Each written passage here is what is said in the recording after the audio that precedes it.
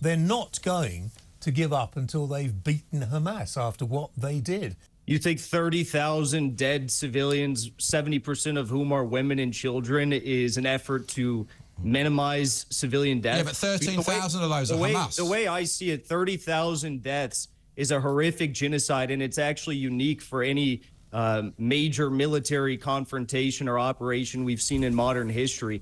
What Israel's doing right now to the people of Gaza makes the Russian military look like a bunch of saints in Ukraine. It's disgusting what they're doing, and yes, it is a genocide. It is not, and I repeat this, Jackson, just so you know, it is not a genocide. If it were a genocide, this would have been over months ago, and I think calling it a genocide and supporting the terrorists as you do is, and people like you, not just you, people like you, is keeping this conflict going. Why do you want to keep it going?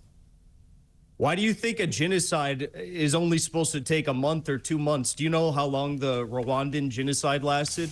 But the population's increased, I think, threefold. They're not very good at it, are they, Israel, for one of the most advanced armies? No, let's be real about this. The reason why the population in Gaza has increased so much over the past several years is because of the fact that so many refugees have had to flee into Gaza as more and more of their land is stolen by the Zionists. In addition to that, I mean, if you think an increasing population means that there's nothing going wrong, look at apartheid South Africa, the population increase there. Why don't you say to your friends in Hamas, put your weapons down and surrender? Release the hostages. Because you started it, now surrender, and then we can have peace. Why don't you tell them to surrender?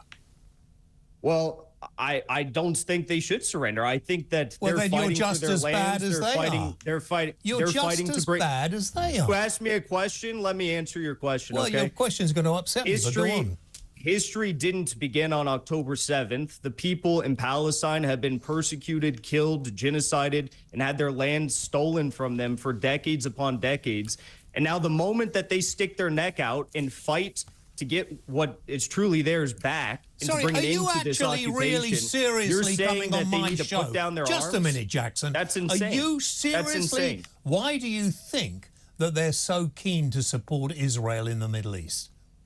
It's very simple. Israel, just like Ukraine is for the United States to Russia, Israel is a proxy for the United States to achieve their political and geopolitical goals in the Middle East, to try and limit Russian influence in the region and to try and prevent Shia domination of the region. So did you support Al-Qaeda and ISIS then?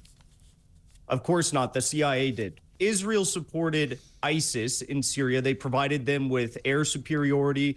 They gave medical treatment and aid to ISIS fighters and Al-Qaeda fighters when they were fighting in Syria.